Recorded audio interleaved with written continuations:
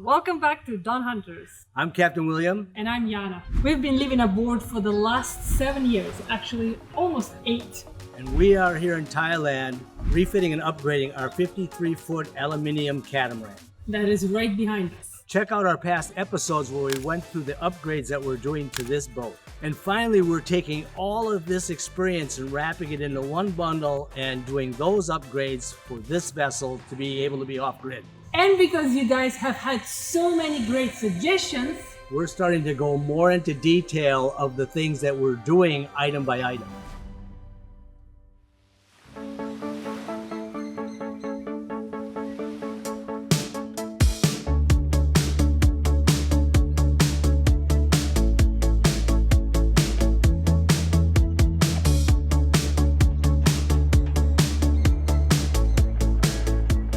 Of many different details of this boat, one that I love the best, and I think Yana even loves better, there's an anchor and wingless locker on the inside of the boat. So you open up the hatch and you can see the chain, you can see the windlass. You don't have to go out when you're dropping anchor or you're pulling it back in. When I pulled the old windlass out, I found that there was a lot of corrosion due to the water getting inside because it actually was a vertical type system.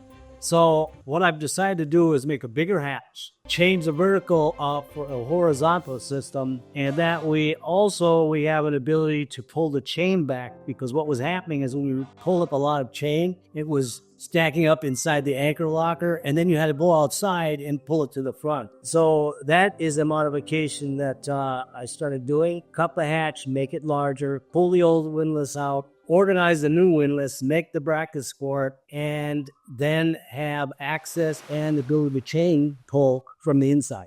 On Dawn Hunter, the steel motor sailor, we changed everything out and we put a low friends in, could handle anything, and you could see what was going on with the chain, and all the water and the mud would fall down below it. I loved that windlass. The challenge is to get a low friends into this boat pretty damn tight, but here's what I had to do to get this thing shoehorned into there. For those of you not familiar with the anchoring between a vertical and horizontal, you're supposed to go up to an anchor spot and then loosen the actual clutch, let the chain fall into position, and then use your windlass. You're not really supposed to be letting it out and then pulling it back in. This model allows us to turn on a brake, loosen the clutch, and then release the brake, and the chain's gonna fall as fast as it can to hit the bottom. So you have really quick anchoring when you're in a tight spot.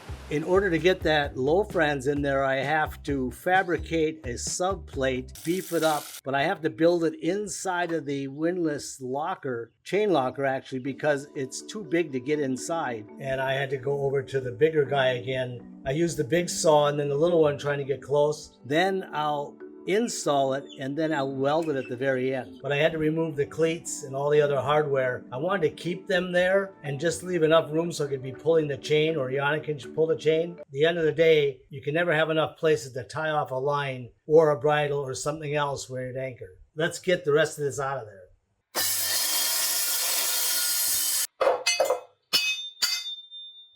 Plates out. We're gonna have a place for the chain puller, chain, and access to the windlass. Also notice that the inside chain locker is lined with plastic, because the last thing you wanna do is put salt water, metal, and aluminum together, because they do not play well at all. one of the best ways to stay safe online, whether you're at home, traveling, or even dreaming about life on a boat, is of course by using VPN. Honestly, in today's world, it's something everyone should have. Big thanks to our sponsor, CyberGhost VPN, for helping keep our adventures secure. Just like navigating uncharted waters, browsing the internet without protection can be risky, but with CyberGhost you are covered. So what is VPN? It stands for Virtual Private Network. I actually didn't know that. CyberGhost VPN creates a secure encrypted tunnel for all your online traffic, hiding your IP address and keeping your data safe from prying eyes. Or are they prying eyes? You know my English. CyberGhost VPN is easy to use on all major platforms like Windows, Mac OS, Android, and iOS. Basically anything you are using. They have a strict no logs policy, meaning even they don't know what you're doing online. Scrolling that nasty stuff, aren't you?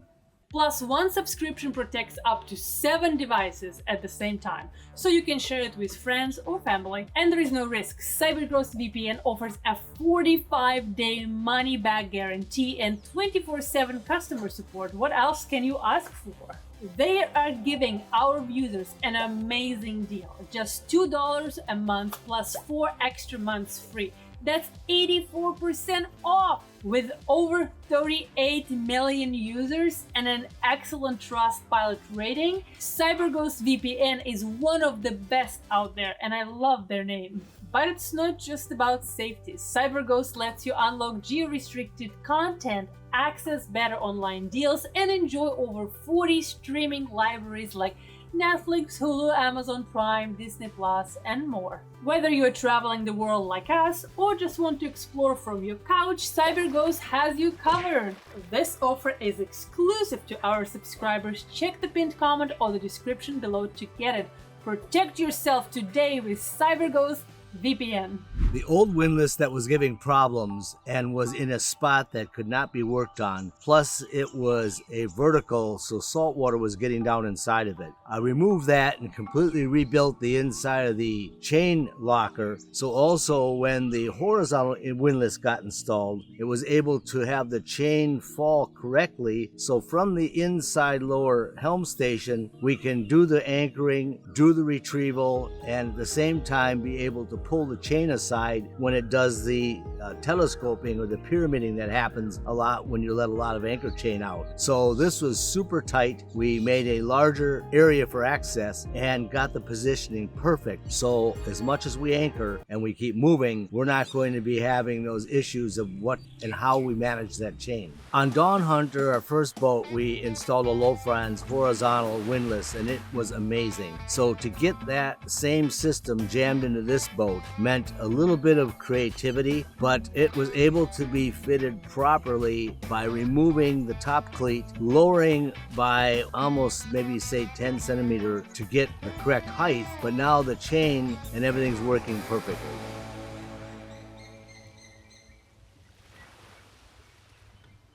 We upgraded from a Rockna 40 to a Rockna 50. It's what we had on our other steel motor sailor, Dawn Hunter. You look back at an old episode.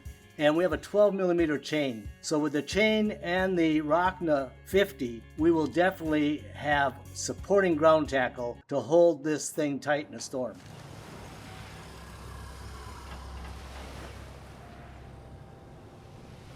Well guys, if you've been following us for a while, you know that we constantly have dinghy issues. Inflatable, uninflatable, on the rocks, electric, gas. It's like the dinghy is one of those never-ending challenges because it's really your pickup truck and your work truck. It's your way to get around the islands. The aluminum dinghy that we designed and built is phenomenal. The problem is that it's way too heavy. We can't move it on the beach, can't really get it up on the boat without a huge davit system. So instead of designing a monster davit, I've decided to give this dinghy a weight loss program, which is going to be pretty interesting because I'm going to take a perfectly good floating dinghy, start cutting it apart, and my objective is to get it 50% lighter so that I do not need a specialized dinghy davit system. And then the aluminum boat is going to be much happier because it's going to be much lighter. And with all the new electrical things coming out, it would be very nice to have this dinghy around for a long time, but maybe a little shorter. So my plan is to take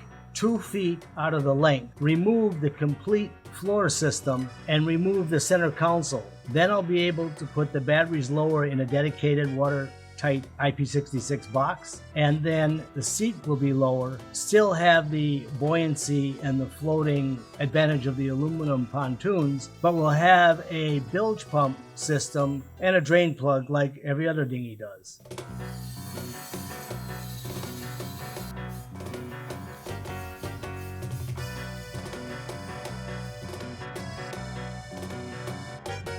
Cutting the floor away and getting down to the bottom, and then I can remove the 2 feet out of the center, lower the floor panel and build a custom battery box so the battery is no longer in the big center console. The objective is get the weight down and at the same time find a way to get a lithium battery in the boat without being some kind of monster boulder in the way. So I've now got the inside hull cutaway and I've ground away all of the pieces now to cut it and shorten it. It was a 370. By the time I'm done, it's going to be a 310, and for sure the weight is going to be about 50% less.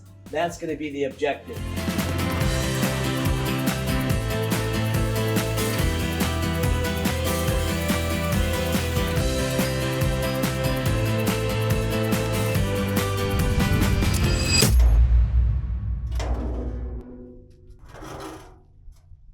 Dinghy saga is almost complete, ready to be welded back together. Also had to come up with a way for a bumper, so I cut the 90-degree edges all the way around, and I will be sliding in actually rubber bumpers.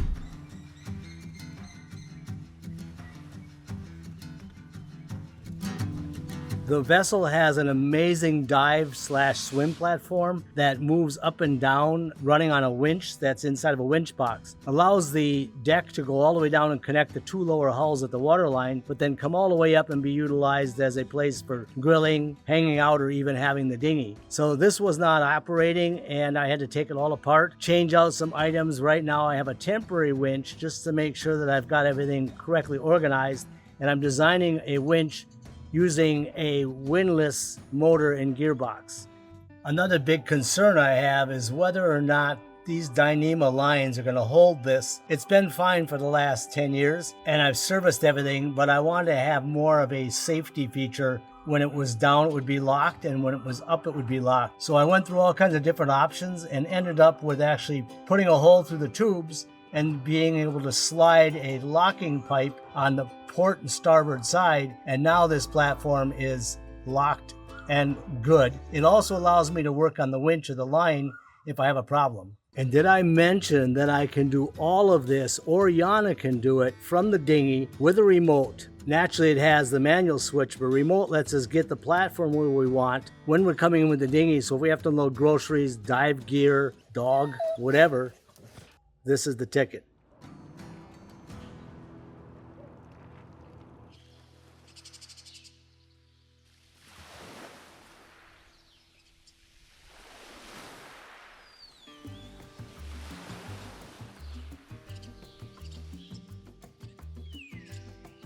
One of the coolest features of this boat when we saw it was the back platform had the ability to go up and down. So it could lock on the upper position for grilling and for doing things underway and for rough seas. It could also go all the way down to the lower sugar scoop and lock into place. But there was an old winch that was from a Jeep or a truck or something. So I removed that, redesigned it using a windlass winch that was marine, and built a different pulley system. So now this platform raises and lowers with a push of a button, and this is one more project that is checked off, completely ready to rock and roll. Can't wait till I can get the dive tanks on here, or the dinghy, or just chill on a chair so the wind is blowing through the hull and keeping us cool in the back of the boat. Question for you guys is, should I coat this with anti-skid, or should we put some teak decking or something here because it's kind of a place we're going to be hanging around? Let me know in the comments what you think I should do with the top of this deck.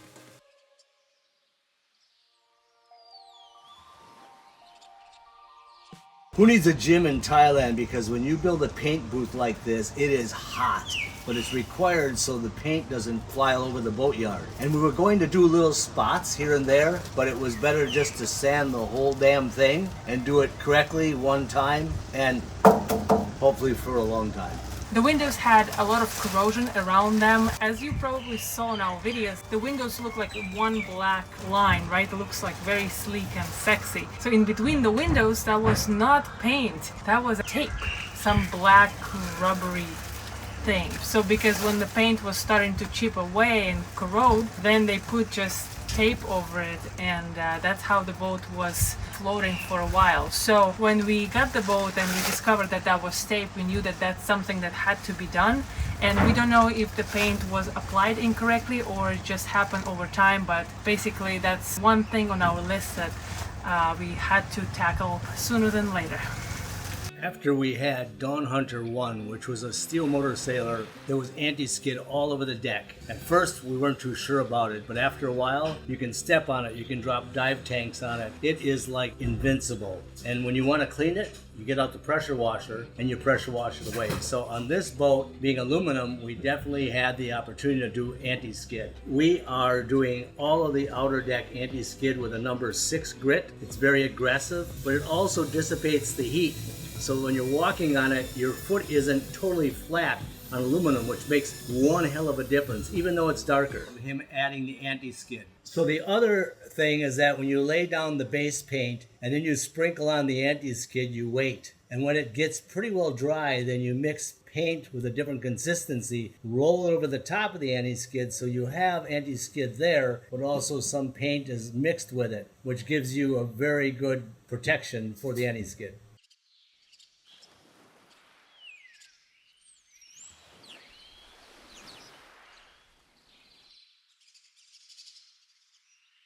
After 2.5 weeks, the painting has been finished from the aft deck forward of the anti-skid and also the windows and underneath the lower portion that had not been actually worked on for probably 7 years. It had black tape over the portions between the windows, and then the windows also have been completely resealed. We have finished with the painting and the anti-skid.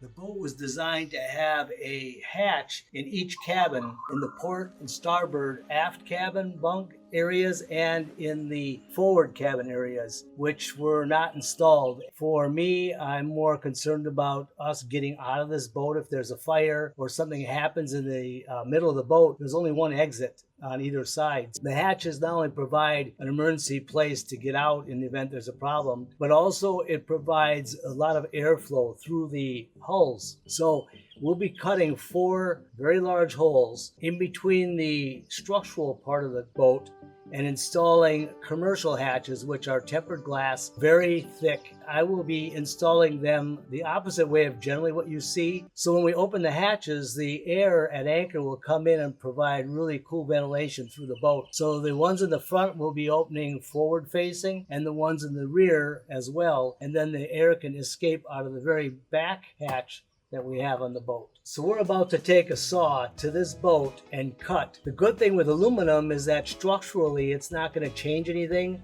It isn't going to modify the integrity of the hull whatsoever because it's going between the stringers, which is where the real strength is. In the comments, a lot of people asked me to start explaining what these items are because to me, I think of a hatch or a porthole and I just know what it is. For the people that are not familiar, this is a commercial grade, so it's tempered glass. You can jump on it, stand on it. It's shatterproof. There's a very strong aluminum frame that supports the glass. And then inside there is a secondary frame that bolts with a sealant to the actual deck. And then there are supports on the side that allow you to lock this in place in the event you have a strong gust of wind or something like that. There are also locks on each side from the inside that allow you to close this hatch, lock it from the inside, and in this case, you can also open them from the outside if the hatch is unlocked. So this whole assembly is going to be mounted into the hole we're going to be cutting in the hull.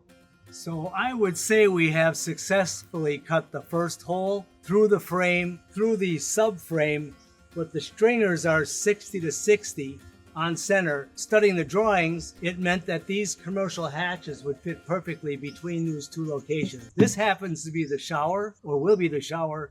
So being able to open the hatch and let the natural rain fall in if we want, because the shower is going to be complete aluminum. So we can take a natural rain shower, or I guess somebody could stand outside with the hose and spray the inside. But I think most people would still want Yana to be doing her showers on the back aft deck. And I agree. The complete ceiling has been removed of those aluminum panels, which are like 15 or 18 of them, super heavy. And now we're going to apply the teak strips, which are very thin, natural teak. They'll provide some insulation, also are great for sound deadening, and those will be painted white, so we're not going to have the boat so dark. But the wood is an old-time secret of keeping condensation from forming on ceilings and roof panels, because aluminum has a very fast coefficient of thermal transfer, whereas wood is very slow. In the hotels, we put wooden strips over the air conditioning vents and all the condensation stops. An old guy taught me that years ago, and it's amazing in hotels over the world. I'm in the process of building the steps for the port and starboard side, which will also have storage. So I've got to cut the wood, cut the angles, and make them from scratch. The other ones were not very safe. They had a rail down the middle, which was definitely something that I wasn't interested in falling while out at sea.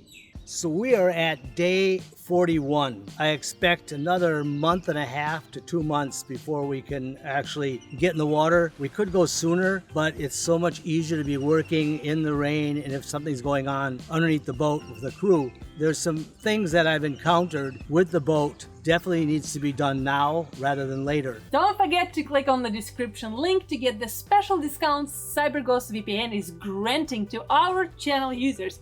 This application will protect your data while you browse and give you full access to all blog content on the internet for 2.03 a month only. Totally risk-free, so check it out. Link in the description. So as we start to wrap up on some of these projects, we're actually over the hump, I call it, because the tearing apart is done, the getting down to the bottom wiring and hull is finished, and now we start putting things back together one by one. So as we put those things together, come along with us and keep an eye on this. If you have some questions or some things that are more specific, please send us an email or put comments below, and I'll try to cover those as we continue through the video. Thank you for being with us. Like, subscribe, send this to all your hobby buddies. And actually, it's time for a beer if I was drinking beer. So I guess I'm going to have an iced cappuccino and a cold glass of water. Back to it tomorrow.